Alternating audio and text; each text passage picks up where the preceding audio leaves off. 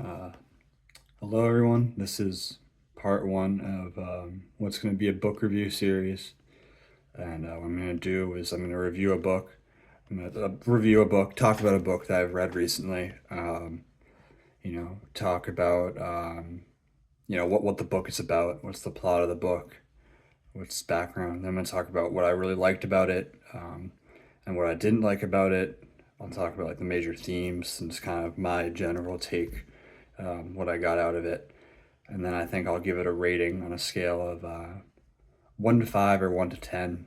I think 1 to 5 because I think like when you do a rating on a scale of 1 to 10, it's like I think what happens a lot is like everything just becomes a 7 out of 10, no matter how bad it is or how good it is, and it's just like I don't know. I feel like the normal person, that's like too wide of a scale, you know? Like, what's the difference between like a 3 and like a 6, or like an 8 and a 9? It's like, I feel like 5 is simpler, you know? It's like 3 stars is like, okay, 2 stars is like, 1 star is terrible. Then 4 stars is like, really good. And then 5 stars, like, rarely you ever give that out. It's like the best book you've ever read.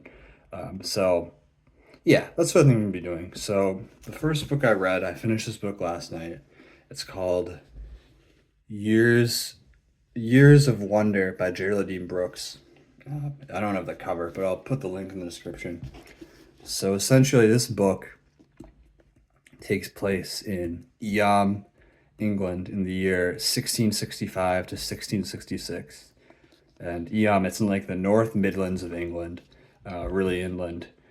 And this is the same year. It's the same year. Like it's like the last major plague outbreak in Europe. So there's a big plague in London, the London plague of 1666, and that's kind of the more common one. But somehow we don't exactly know how the plague was able to spread up to the north of the country, North Midlands, and particularly in this village called Eyam. And they don't know how it did it, but they assume like there was a piece of cloth that had fleas in it or something, and found its way to this village. And so what happened was it was in this village, it had a death rate of between like 50 to 70%. So like a majority of the people in this village, from the year 1665 to 1666, that died of the plague. And this is kind of like a fictionalized account of like what happened, in the what happened in those years. And I know it's like from my understanding, I haven't done a lot of research on it, but there's kind of like a literary tradition, of stories based on Eyam in the year 1666, and this is just one of the many. I don't know. I don't really know anything about the actual historical facts of what happened here. I know Geraldine Brooks, she used some of the characters' names of people that actually lived in the time, but I don't think this book is like really historical in any way. I think it's just kind of like, using it as a theme, to just write a good story, I guess. But yeah, so about the actual plot of the book. So the main character of this book, is named Anna Strong, and she's a young woman. She's the mother of 2 kids, and before the plague breaks out, she's the mother of 2 kids, and her husband is a miner. It's like a mining country, North Midlands, the hills, and so she's the husband's miner, and around the time the plague starts, her husband dies in the mine. So at this point, she's like basically a widow, single mother, raising 2 kids, and she kind of has to deal. It's kind of just like a recounting of her life and her story, um, through these years. And I guess I'll do a major spoiler alert, because like I'm gonna talk about what happens in the book. Um, yeah, it's the thing with book reviews too. It's like you kind of want like a book review, but at the same time, it's like if you spoil everything, it's like I feel like you won't even watch it. So then it's like the people that will watch this are the people that have also read it. But I guess that'll be fine. I'm doing this more for myself, anyways. Um, so yeah, so essentially, it's about her story, throughout the year 1600, 1665 to 1666, and so shortly, the first like maybe quarter, like 50% of the book is just describing the setting the scenes. I think one thing that Geraldine Brooks does really well as an author is she has this very like vivid, descriptive, writing style where it's like she describes like a scene, a landscape, just like any sort of setting, and it like comes alive in your mind. she's a really descriptive writer. I think that's one of her strengths. And one of the best things about this book is just like, the settings feel so real. Um, it's like it's the North Midlands from my understanding from this book. They're like a land of like, you know, like hills, but not like super hilly, just kind of like short hills and like moors. So it's like, like a typical kind of stereotypical like green, like English countryside. And like you really get that feeling when you're reading the book. And yeah, so that's like the first part of the book, just describing the country life, describing like the main characters, and establishing the characters in the village, like who's the most important, who's the rich, poor, that kind of stuff. Um, but yeah, so the kind of the when the plague starts, it's they're at this dinner table with the lord of the village. His name's Bradford. Yeah, Bradford, and it's like this kind of they introduce it like, you know, this woman. So the main character Anna, since she's a widow and a single mom, she has to work. She's like a housemaid or like a guest help for like the richest person in town, which is like the Bradfords. Um, and kind of how it's introduced is because they have this traveler from London is coming up, and he's talking about how in London everyone's leaving the city. All the king left, the nobles left, anyone who had money to leave left. So everyone's fleeing out from London because just like so many people are dying down there. I think in real life in London, I don't think it was high as like 70% as it was in this village, but I think it was like pretty high. I think it was like 30% of the people in London died. It was a lot of people died. So it was like a big deal.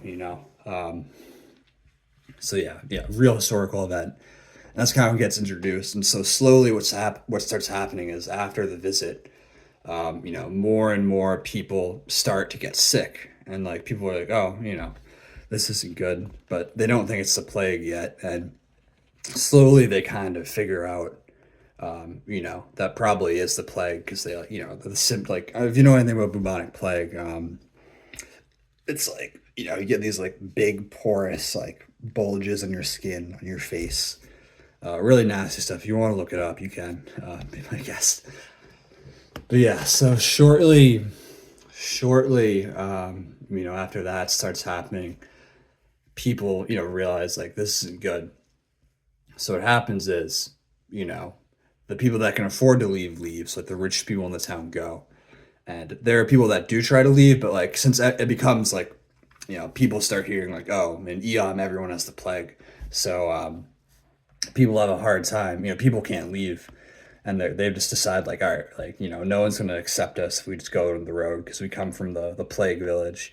So they kind of come to this decision to quarantine themselves until the plague has subsided itself. And yeah, so that's the decision they come to. And kind of the leader of the community throughout this whole process is this pastor called I'm forgetting his name, right?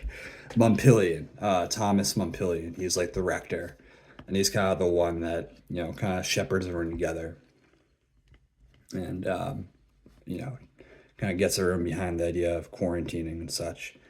Um, but yeah, so that's kind of how that's kind of the setting, and I won't. It'll take a while to describe the entire plot, but I think you can get the idea. It's like people start dying, uh, you know, and what kind of happens is like slowly, the strongest people, like, typical people that were kind of the leaders from you start dying off. So what happens is Rector, Montpillion, his wife, and Anna, the main character, they're kind of like the three core people in the community that are helping, like, their big job is to help treat people. No, there's another event that I'm not doing a great job of this, but just bear with me. But yeah, so it's basically like they kind of coalesce together, and he's the rector, so he's obviously tending to people that are dying, and his job ends up being the grave digger. So he's digging all the graves, and it kind of goes through. I won't talk too much into it because I'm sure you get the idea. But fuck, yeah, um, yeah, and it's just like there's witchcraft. There's a woman that's accused of being a witch. She gets burned, beaten to death with mob violence. So yeah, a lot of crazy stuff happens. Like people lose their minds and everyone starts dying. and kind of everyone's just trying to survive, and eventually both of her kids, Anna, her kids die too. So it's like everyone's dying, and that's like that's a good like chunk of the book. Um, yeah, and I think that's like the biggest thing too. It's like the way, and one of the biggest strengths of the book is like the characters. Obviously, like she's Geraldine Merck. She's really good at describing like emotional scenes, describing the characters' emotions between, you know, the relationships and stuff. She paints a really good picture, and you can almost like I don't know. She like really draws you in. You kind of feel the I don't know. You feel the emotion. You feel the tension. Like some books, it's just like the dialogue kind of plain, and it's like you really have to like force yourself into it. But this, it's like you don't really need to try at all.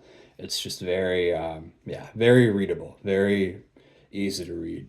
Um, and yeah, it's the type of thing. It's like you can't read. It's easy to read, but you can't read too much of it at one time because the subject matter is so sad. Everyone's dying, but it's like if you stop reading it, you're like it's not because like oh like this is a fucking bitch to read. It's more just like fuck like I can't handle this anymore. So that's a good thing in my opinion. Yeah, it's not light at all, but it's like accessible if that makes sense. Yeah, so yeah, that's I won't spoil the rest of it because if you've already read the book, yeah, I mean, yeah, well, I guess I will spoil the rest of it. I already sort of have it, but yeah. So eventually, more and more people start dying, and I guess to the point where like the pastor, the rector, like he gives like a bunch of rousing like sermons to keep people together. He's kind of like the heart of the community throughout the whole thing. He's encouraging everyone to like keep going, just like stay strong. Um, and Anna and Eleanor, they kind of help tend people, so they take up the role as like the doctor, kind of like they go through all the herbs and they try to like treat people with herbs, and they find some success helping people, with herbs and such, and yeah, so it's like yeah, that's a big part of it. That's like a big part of the book, and then I think the biggest thing it deals with too is just like the certain psychological effects on have people. Because like some people, it's like they've lost everyone. They've lost, like some people's like they're only one person in the family survives, and it's like a 10-year-old girl. It's like people obviously aren't in great spirits. People are people are bad, and it kind of goes through. Eventually, you kind of learn more about Anne's personal life. So her father, you know, he's a minor, and eventually it's like it gets to the point where like he kind of reveals that her father abused her a lot when she was a kid. um she really didn't, she was beaten, abused, she had a really rough childhood. So her father, the minor, he for some reason, like, him and his family in the initial push of the plague, they're spared from it for the most part. So they're actually pretty healthy. So he's a miner. He's able to get, his money by mining and stuff. And he's an alcoholic too. So he's like, he's able to drink, he's able to do stuff. What happens is so many people are dying that, you know, the only man that can bury them is the rector, Montpelion. So what happens is he almost like he doesn't he like almost collapses of exhaustion because he's just digging graves 24/7, and as soon as he digs a grave, he has to tend to another dead person and another person that's dying, and then he'll comfort him in his last words, and then he'll dig the grave. So it's like it gets to the point where it's like, all right, like, oh my God, like he's, he can't go on any longer. Like his wife is like, we can't have him doing this forever. So eventually what happens is Anna goes to her father and is like, look, like, you have, because he's a mice, so he has some time off. And he's like, I'll give you, a lamb, some of my sheep for a dinner if you help the rector for 2 nights mining. And her father's like, a piece of shit, but he's like, you know what, like, you're giving me food, I'll do it. So he kind of takes over the job for a while. Um, and then eventually it gets to the point where her dad, takes over the job, and he ends up taking it up full time because he realized a few things. He has a lot of leverage in this position, so he can charge people for burying them, So he ends up actually getting rich. Like people are paying him in like pewter and like all their precious things because like they don't have any money left, so they're paying him. And so he's actually able to get quite rich from this. And it's like people in the village are mad at him, but it's like he kind of takes advantage of it. And that's kind of another theme of the story is how people react in situations like this. It kind of shows that there are some people that will go out of their way to take advantage of people. So there, obviously there's her father who's doing that, who's, you know, kind of extorting, not extorting, but like overcharging, people for their own burial. Right, the family members' burial is messed up. But another thing is mining. So kind of the law of the land. I'm not sure if this is historically accurate, but at least the way it's presented in this book is the law on the land is that if you stake your claim in the ground for a mine, like let's say you just like start digging a mine, like you have that claim, as long as you're digging a mine. But in order to keep that claim, you have to produce, proof that the mine is productive or that you're working the mine like every 3 or 4 months or so. So you have to like bring up an ore of, I think it's iron. Yeah, iron's the thing they're mine. So you have to bring up like an ore of iron in into like the I forget his name, but there's a guy who's like in charge of ore distribution, and that's how you stake your claim. You have to like continually, you have to prove that you're using the mine. So what happens is often in times, if the father's the one doing the mine, if the father dies, and they're not able to, the family isn't able to keep producing the mine, another miner can come in, claim the mine, take ore from the mine, then it becomes theirs. And like people, this isn't happening, but this is like just kind of the way it is. So people just kind of accept it. That happens during this plague. Is there are people, like the father dies, the mother dies, only like the kids are left. Another neighboring miner will come in and claim the mine for theirs, and it's sad. But so essentially, this is kind of the situation they're faced with one time. And there's this Quaker family who live in like the outskirts of the village, and they're kind of like not accepted by the community, or they're like outcast community because they're Quakers, and it's like I think the village is like Church of England, probably like mainline Protestant, and so what happens is everyone in this family besides a 10-year-old girl dies of the plague. And what happens is so this Quaker family, though they're outcasts, they got lucky and they actually have one of the best mines in like the entire county for some because they got lucky and they were able to find like a really nice mine. So like they were doing pretty well for themselves before the plague came and killed them. But kind of like in my opinion, like my favorite part of the book is Eleanor and Anna. So that's the rector's wife, and Anna's the main character. She's the narrator throughout this. I'm sorry, it's kind of a haphazard explanation, but bear with me. So this is kind of like one of the climaxes, or not one of them, but it's like it's like the climax of the middle, if that makes sense. Um, and I gotta shave. I gotta shave this beard. But yeah, so um, what happens is these like two little women, they decide like, what, like we're just not gonna let, some other miner steal this little girl's mine, and steal everything she owns. So they go into the mine, you know, they go into the mine like wearing men's clothes, and they keep digging to try to find a piece of ore. And it's like rough going at first, because like they're not as strong as men, and they've never done in their life. So like they're really like bummed out. They think they won't be able to do it, and they just try this technique called basically so I don't know the exact word for it. I'm kind of forgetting. My memory isn't as good as I thought it was, but they end up like attaching like TNT, not TNT, but it's like they end up like exploding the mine to break out a lot of rocks so they can access iron ore quicker. So that's what she does, and she blows up the mine, and so this is a really risky thing, right? And she's almost like crushed to death by like collapsing rock, but the 10-year-old and Eleanor come to save her, and they pull her out of the rubble, and they're able to find an iron ore, and they're able to save the mine for this little girl. So that was a pretty cool part. Yeah, that was yeah.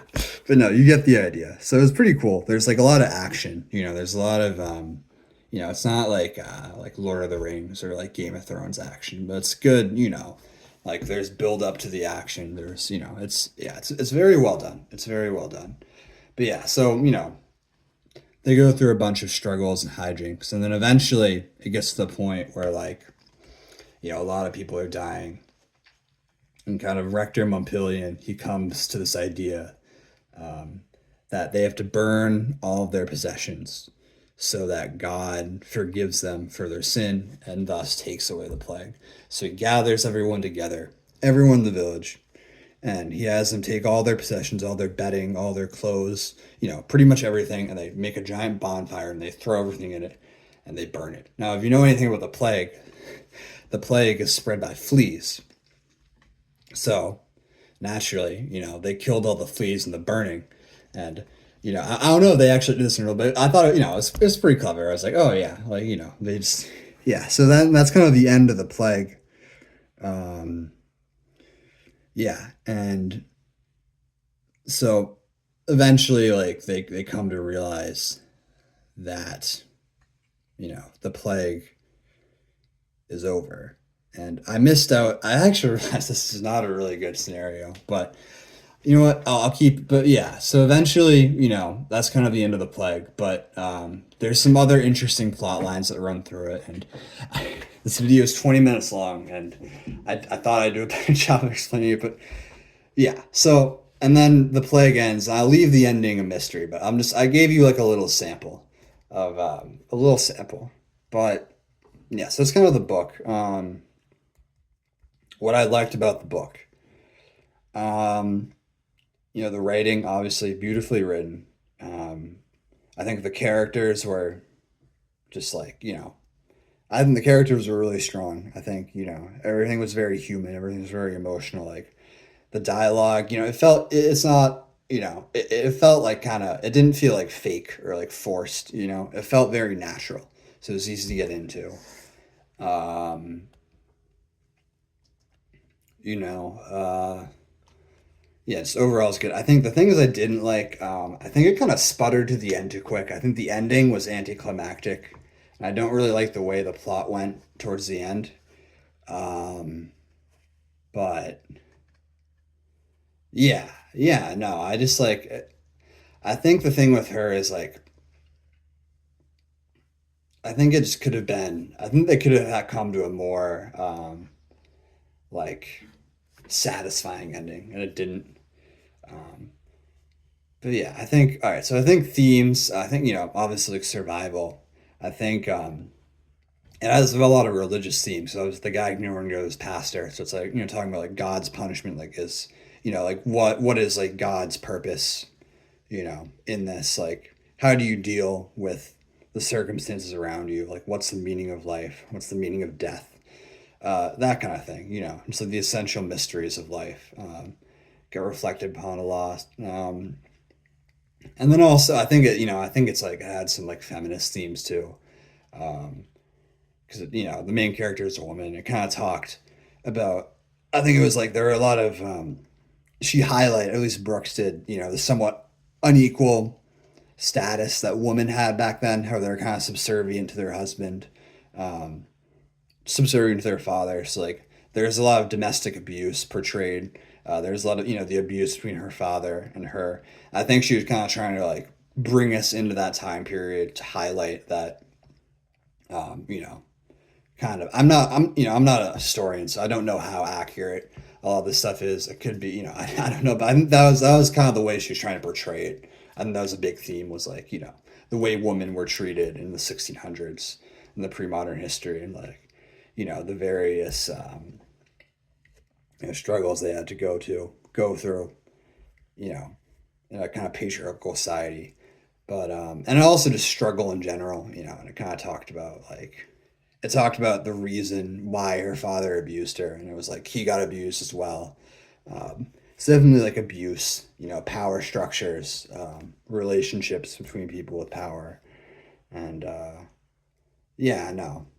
But I think I just think overall like survival, I think that was like the biggest theme. Um, Yeah, no, I yeah, I wish I had some more developed thoughts on this. I just like I don't know. It's kind of hard. It's kind of hard, but it's like yeah, yeah, I need to think about it again. But so what did I say? Yeah, I feel like seven people are gonna watch this, so it's not really a big idea. But um, I'd say overall my rating. Yeah, this is 25 minutes long. My rating for this book is 3.5 out of 3.5. 3.5 out of 5, I'd say. Or maybe like a 3.2 because it was a good book. Um, a sad book, a really sad book, but I definitely enjoyed it and you know, I definitely got a lot of enjoyment out of it. I will say it's not as good as the other books. So I've read The Secret Chord by David was also a book by Geraldine Brooks, and I found it to be much better than this. I'd give that one like a 4, but I think this is their first ever novel. So it was published in 2001, and I will say for the first ever book, I thought it was very good. Like most people's first novel is like you never even hear of it. Like Stephen King. No one knows what Stephen King's first novel is. I mean, maybe I have no idea. Maybe I'm just wrong, but yeah, for your first ever novel, I thought it was very good.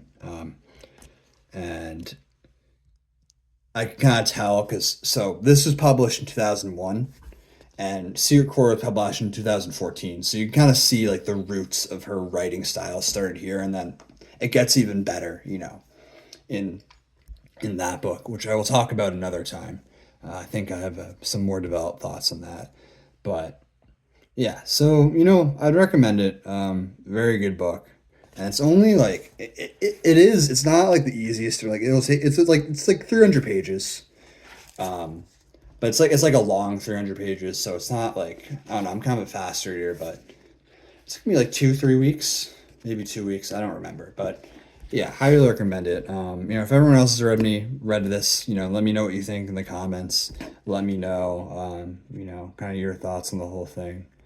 But yeah, I know, pretty good book. I just think I don't know. I love reading historical fiction, because I think it's like it kind of helps you read other history books because it kind of makes you have a picture in your mind of what that time period is like, and it's like even if it's not the most accurate picture, it still kind of puts you there and it gets you more interested in reading that stuff, and then eventually the facts kind of become more interesting to you. But yeah, no.